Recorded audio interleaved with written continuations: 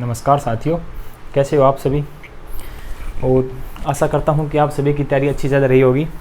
तो कल की क्लास में हमने क्या देखा था कि जो हमारी हरियाणा की जो विधायिका है, यानी जो आप हरियाणा की राजनीति बोल सकते हो, वो हमारी चली हुई थी। तो उस कल की क्लास में हमने देखा था राज्य पुनर्गठन आयोग। क्या था हमारा? राज्य पुनर्गठन विधेयक था हमारा, जो आपका 29 दिसंबर 1953 को क्या हुआ था। ये जो राज्य पुनर्गठन विधेयक है ये बनाया गया था आपका 29 दिसंबर 1953 को।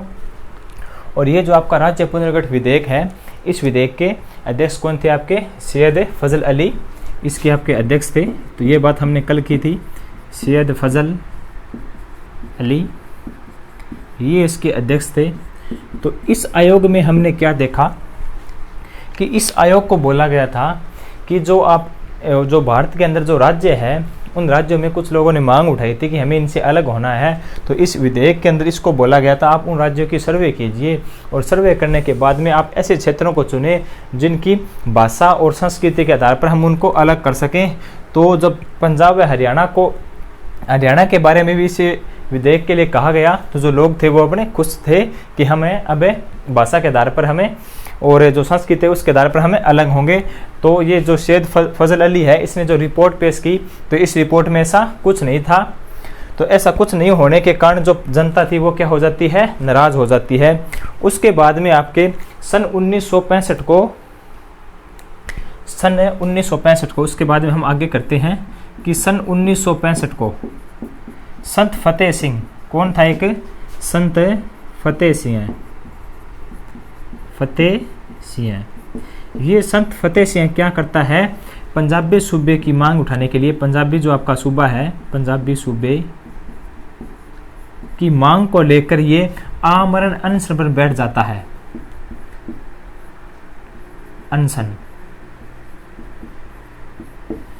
कि ये इस विधेयक से खुश न होकर ये जो संत फतेह सिंह है 1965 में आमरण अनशन के लिए बैठ जाता है कि हमें एक अलग राज्य बनाया जाए, पंजाबी जो सूबा है उसका एक अलग राज्य बनाया जाए। तो ये आमरण अनशन पर बैठने के बाद में कुछ ही समय बाद जब भारत पाकिस्तान का युद्ध होता है, किसका? भारत पाकिस्तान का युद्ध होता है, पीओके जो आप पाकिस्तान बोल सकते हैं, इसका युद्ध होता है 1965 में। तो इस युद्ध को देखकर ये अपना आमरण अनशन क्या कर देता है? खत्म कर देता है। क्या करता है? ये आमरण अनशन खत्म करता है। उसके बाद में आपके 1965 के बाद में, कब? 1965 में जो युद्ध है उस समाप्त होने के बाद में जो भारत सरकार थे उसमें लोकसभा के अध्यक्ष थे हुक्म सिंह। क्या थे उसके लोकसभा के अध्यक्ष? सॉरी, हुक्म सिंह नहीं, लोकसभा के आपके अध्यक्ष थे, सॉरी हुक्म सिंह है लोकसभा के, ये थे आपके फजल अली, वो है लोकसभा के अध्यक्ष हुक्म सिंह। तो उस लोकसभा के अध्यक्ष जो हुक्म सिंह थे, उस हुक्म सिंह को बोला गया था कि जो आपका पंजाब है, इस पंजाब को अलग करने के लिए आप एक समिति का गठन कीजिए। उसको बोला था हुक्म सिंह को 1965 में। ये क्या था आपका? लोकसभा का अध्यक्ष था, लोकसभा का अध्यक्ष हुक्म सिंह ये था आपका लोकसभा का अध्यक्ष था। और इस हुक्म सिंह को बोला गया कि जो आपका पंजाब है, पंजाब का जो विभाजन कर रहे हैं हमें उस पर विचार कीजिए और एक आप एक समिति बनाए। तो इस जो आपका हुक्म सिंह है, इसने एक समिति का निर्माण किया जिसको हम बोलते हैं शाह आयोग। क्या बोलते हैं उसको? शाह आयोग। उस समिति को क्या बोलते हैं? हमें शाह आयोग बोलते हैं, हमारा शाह आयोग। तो इस शाह आयोग का आपसे गठन पूछता है कि ये जो शाह आयोग है इसका गठन कब हुआ? तो 23 अप्रैल 1966 को, जो सबसे पहले हमने किया था 23 अप्रैल 1966 को ये जो आपका शाह आयोग है इसका गठन होता है। इस शाह आयोग का गठन क्यों होता है? कि जो आपका पंजाब है उसको अलग करने के लिए इस शाह आयोग का गठन होता है। इस शाह आयोग ने अपनी रिपोर्ट कब पेश की? तो 31 मई 1966 को ये अपनी रिपोर्ट पेश करता है। कौन सा आपका?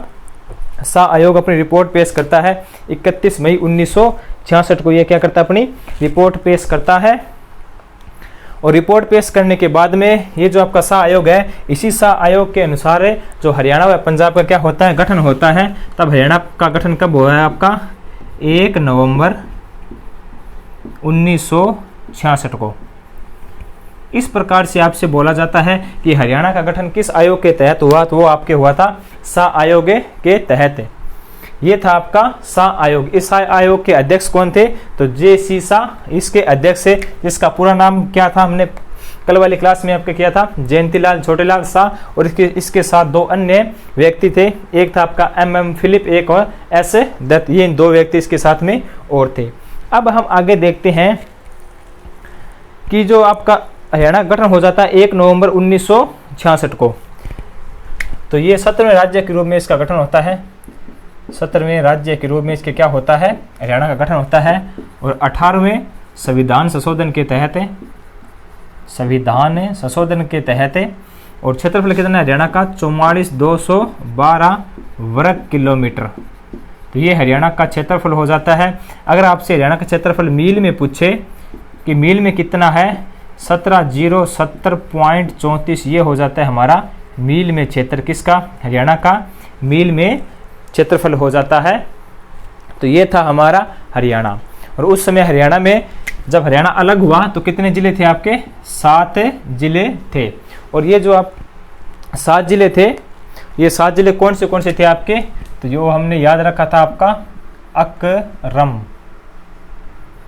जगह, ये 7 जिले थे हमारे, अम्बाड़ा, करनाल, रोहतक, महेंद्रगढ़, और ये आपका जींद, और ये आपका गुरुग्राम, और ये आपका हिसार। और सबसे बड़ा इनमें से कौन सा था आपका, तो ये था आपका हिसार, ये सबसे आपका बड़ा था। और सबसे छोटा कौन सा हमारा, ये सबसे छोटा हमारा जींद वाला सबसे छोटा होता है। और एकमात्र ऐसा जिला जींद है जिसका आज तक क्या नहीं हुआ, कोई विभाजन नहीं हुआ गठन के समय के बाद में। अब हम देखते हैं आगे, अब आते हैं मेन मुद्दे पर।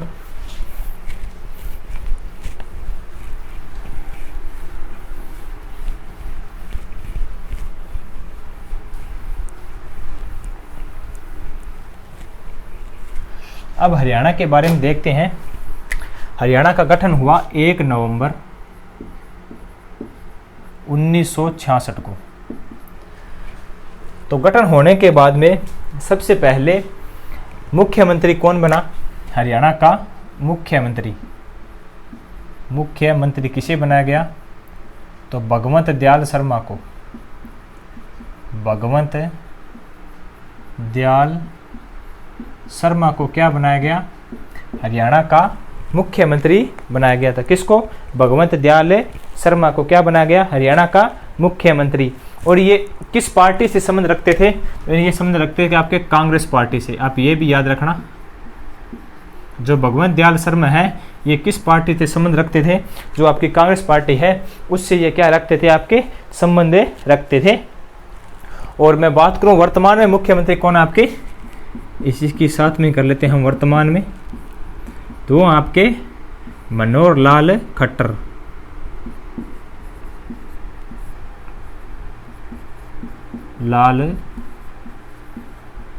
ये क्या है, हमारे वर्तमान में मुख्यमंत्री है।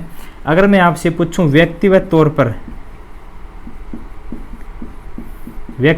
पर ये कौन से नंबर के हैं, तो आपके आंसर होगा 10वें नंबर का। रहिए व्यक्तिगत तौर पे ये कौन से नंबर के हैं, 10वें नंबर के हैं। अगर सीक्वेंस वाइज पूछे ये कौन से नंबर के हैं, जैसे 1 2 3 4 5 है, तो ये हैं 24वें नंबर के।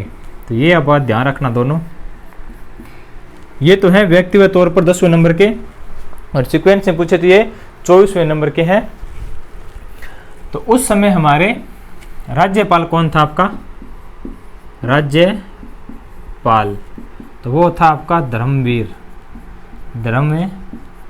उस समय राज्यपाल कौन थे, धर्मवीर। और वर्तमान में कौन है आपके, वर्तमान में आपके 18वें नंबर के बंडारू दत्तात्रेय। ये हमारे वर्तमान में क्या हो जाते हैं, राज्यपाल हो जाते हैं। अगर आपसे पूछे कि जो राज्यपाल है इसका गठन संविधान के किस अनुच्छेद में मिलता है हमें, तो संविधान का जो अनुच्छेद 153 है उसमें हमें राज्यपाल के वर्णन के बारे में मिलता है। और इस राज्यपाल का निर्वाचन किस अनुच्छेद के तहत होता है, तो ये आप याद रखना 155 के तहत राज्यपाल है इसका निर्वाचन होता है। ये जो आपका राज्यपाल है इसकी नियुक्ति कौन करता है, तो भारत का राष्ट्रपति। भारत का जो राष्ट्रपति है वो क्या करता है, जो आपके राज्यपाल है इसकी नियुक्ति करता है भारत का राष्ट्रपति। अब मैं आपसे पूछूं कि ये जो आपका राज्यपाल है इस राज्यपाल को शपथ कौन दिलाता है, शपथ इस राज्यपाल को शपथ कौन दिलाता है, जो हमारा पंजाब एंड हरियाणा का हाई कोर्ट है उसके जो मुख्य न्यायाधीश है वो इसको क्या दिलाते हैं, राज्यपाल को शपथ दिलाते हैं। किसको, राज्यपाल को शपथ दिलाते हैं। और ये जो हमारे मुख्यमंत्री हैं कौन है, मुख्यमंत्री और मुख्यमंत्रियों के मंत्री, इनको शपथ कौन दिलाता है, तो इनको शपथ दिलाता है राज्यपाल।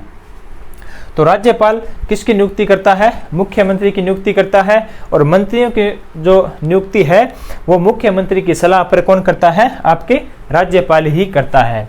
और ये जो आपके राज्यपाल है जो हमारे लोक सेवा आयोग है, कौन से, लोक सेवा आयोग, लोक सेवा आयोग, इस लोक सेवा आयोग के जो मेंबर हैं, जो सदस्य हैं, उनकी नियुक्ति भी कौन करता है, हमारे राज्यपाल करता है। और जो हमारे जितने भी विश्वविद्यालय हैं उनके कुलपति कौन है, तो वो है हमारे राज्यपाल ही उनके कुलपति होंगे। और इनका जो उप कुलपति है उनका चुनाव कौन करता है, तो ये आपके राज्यपाल ही उन्हें उप कुलपतियों क्या करता है, चुनाव करता है। और आगे मैं आपसे पूछूं कि जो राज्यपाल है ये जो आपके वित्त आयोग के अध्यक्ष व उपाध्यक्ष को भी नियुक्ति कौन करता है, आपके राज्यपाल करता है। कौन से, वित्त आयोग के अध्यक्ष व सदस्य, वित्त आयोग के अध्यक्ष और इसके जो सदस्य हैं, सदस्य उनकी भी नियुक्ति कौन करता है, आपके राज्यपाल करता है। और इसके साथ में भी आप याद रखो जो आपका चुनाव आयोग है, कौन सा, चुनाव आयोग, इस चुनाव आयोग के जो आपके अध्यक्ष और सदस्य हैं इसकी नियुक्ति भी कौन करता है, आपके राज्यपाल करता है। किसकी, चुनाव आयोग के जो अध्यक्ष व सदस्य है उनकी नियुक्ति कौन करता है, आपका राज्यपाल करता है। अब आपसे पूछे कि राज्यपाल बनने के लिए उम्र कितनी चाहिए, तो 35 वर्ष उम्र चाहिए राज्यपाल बनने के लिए, और वह क्या हो, भारत का नागरिक हो। अगर मैं राज्यपाल के वेतन की बात करूं, किसके वेतन की बात करूं, तो वो आपका होगा 3.5 लाख रुपए, क्या होगा, राज्यपाल का वेतन होगा। कितना आपका, 3.5 लाख रुपए राज्यपाल का क्या होता है, वेतन होता है।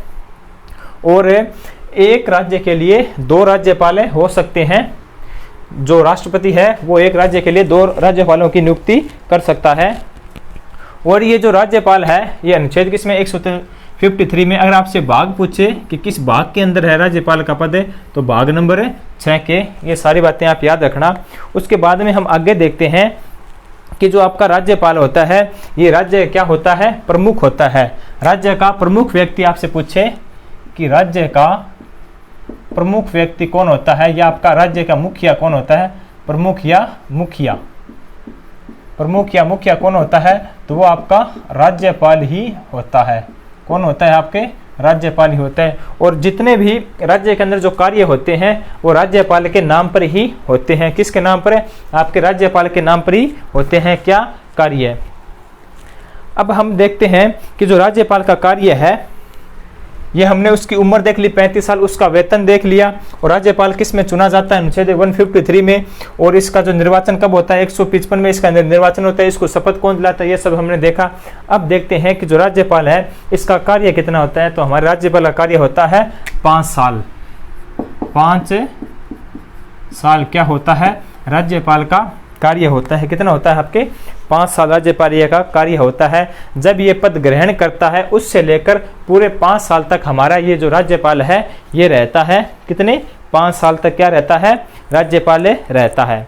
अब उसके बाद में देखते हैं कि एक अनुच्छेद है 167, अनुच्छेद 167।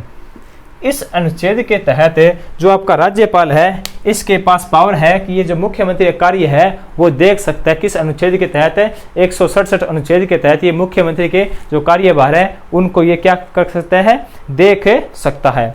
अब हम आगे बात करते हैं कि ये जो आपका राज्यपाल है, ये राज्यपाल एक आपकी होती है विधान परिषद और एक होती है आपकी विधान सभा, दो होती है। एक आपकी होती है विधान परिषद, कौन सी? विधान परिषद, और एक होती है आपकी विधान सभा, विधान सभा। ये दो होती हैं। कौन सी होती है? एक आपकी विधान परिषद और एक होती है आपकी विधान सभा। तो ये जो आपकी विधान सभा और विधान परिषद है, इनके जो सदस्य है उनकी नियुक्ति कौन करता है? तो राष्ट्रपति करता है। कितनी? जो विधान परिषद है इसके 1/6 सदस्यों की नियुक्ति कौन करता है? राष्ट्रपति। और विधानसभा में 1 सदस्य की नियुक्ति कौन करता है? तो ये आपका राष्ट्रपति नहीं, राज्यपाल। सदस्य की नियुक्ति कौन करता है? राज्यपाल करता है। किसमें? विधानसभा और विधान परिषद में। अब हम आगे देखते हैं कि ये जो आपकी नियुक्ति करता है कि 1/6 और 1 है, ये किस अनुच्छेद के तहत नियुक्ति करता है? तो आपके अनुच्छेद, वो आपका अनुच्छेद हो जाता है 333 अनुच्छेद के तहत ये इनकी नियुक्ति करता है। किस अनुच्छेद के तहत है? 333 अनुच्छेद के तहत ये क्या करता है? नियुक्ति करता है। ये सब आपको दिखाई देते होंगे ना? शायद नहीं दिखाई दे रहे होंगे। चलो नीचे लिख देते हैं। ये क्या थे? ये थे आपके विधान परिषद। एक आपका विधान परिषद होता है, इसके 1/6 सदस्य के नियुक्ति आपका जो राज्यपाल है ये करता है अनुच्छेद 333 के तहत। और जो हमारी विधानसभा है, विधानसभा, इसमें 1 सदस्य को मनोनीत करता है हमारा राज्यपाल। अब आप एक क्वेश्चन बताओ कि जो हरियाणा की विधानसभा है, इस विधानसभा में 90 सीटें हैं। क्या इन 90 सीटों में आज तक किसी को राज्यपाल ने निर्वाचित सदस्य बनाया है या नहीं बनाया है? तो ये क्वेश्चन आप सभी के लिए है कि जो ये हमारी विधानसभा है, इस विधानसभा में जो हमारी वर्तमान में 90 सीटें हैं, 90+1 हम लिखते हैं, तो ये जो हमारी 1 सीट है ये कौन इसके निर्वाचित करता है? तो हमारे राज्यपाल इसको चुनता है 1 सीट को। क्या अभी तक इस 1 सीट को भरा गया है? तो आप इसका आंसर देना कि नहीं, अभी तक इस 1 सीट में किसी भी राज्यपाल ने हरियाणा में नहीं चुना, एक भी व्यक्ति को अभी तक नहीं चुना गया है। ये बात आप गौर करके इसमें ध्यान रखना। अगर आपसे HSC पूछ लेगी कि जो हमारी 90+1 सीट होती है या 90+1 सीट है, तो उसमें राज्यपाल ने किसी को चुना है या नहीं चुना, और उनको कुछ नाम भी दे सकती है आपको, तो आज तक किसी को भी नहीं चुना गया है राज्यपाल के द्वारा, यानी मनोनीत नहीं किया गया है। और जो राज्य का बजट होता है वो भी राज्यपाल के नाम पर ही पेश किया जाता है। तो ये था हमारा, क्या था हमारा? राज्यपाल। अब उसके बाद में हम आगे देखते हैं, एक होता है कि जो राज्यपाल है वो अध्यादेश जारी करता है। ये भी आप साथ में लिख लेना इसके, क्योंकि अगर राज्यपाल से कोई क्वेश्चन आ जाता है तो आपका गलत नहीं होना चाहिए। कि राज्यपाल एक अध्यादेश जारी करता है, वो अध्यादेश किस अनुच्छेद के तहत जारी करता है? तो वो करता है आपके 213 अनुच्छेद 213 के तहत जो राज्यपाल है वो एक अध्यादेश जारी करता है। अब मैं आपसे पूछूं कि ये जो आपका अध्यादेश है, इस अध्यादेश जारी करने की समयावधि क्या है? तो 6 माह या 6 सप्ताह, ये इसकी अवधि है। जो हमारा अध्यादेश है उसकी अवधि क्या है? 6 माह या 6 सप्ताह होती है। तो ये हो गया कि जो हमारा राज्यपाल है वो अनुच्छेद 213 के तहत जो राज्य सूची के विषयों के अध्यादेश को जारी करता है। किसके? जो राज्य की जो सूची होती है इसके तहत अध्यादेश को जारी करता है। और इस अध्यादेश की जो अधिकतम समय होता है वो कितना होता है आपका? 6 माह या 6 सप्ताह, तो आपका अधिकतम समय होता है। ये था हमारा आज का राज्यपाल, जिसके बारे हमने डिटेल से पढ़ा है। तो कल हम करेंगे मुख्यमंत्री और आपकी जो सन्नो देवी है उसके बारे में, विधानसभा अध्यक्ष जो विधानसभा आएगी हमारी उसमें करेंगे। तो आज हमने ये राज्यपाल जो राज्य का मुखिया होता है, इस मुखिया के बारे में सब बातें पढ़ी हैं। तो इस प्रकार धीरे धीरे हम पूरा अच्छे तरीके से इस चैप्टर को करेंगे, क्योंकि सबसे ज़्यादा क्वेश्चन इसी चैप्टर से आते हैं। इस चैप्टर में आपके अभी तो फिलहाल जो इतना डीपली से करवाना पड़ रहा है, तो इसमें आपको 1 या 2 दिन लगेंगे। जब आपका ये क्या होगा, पूरा अच्छी तरीके से कंप्लीट होगा। तो मिलते हैं नेक्स्ट वीडियो में, तब तक के लिए धन्यवाद। जय हिंद, जय भारत।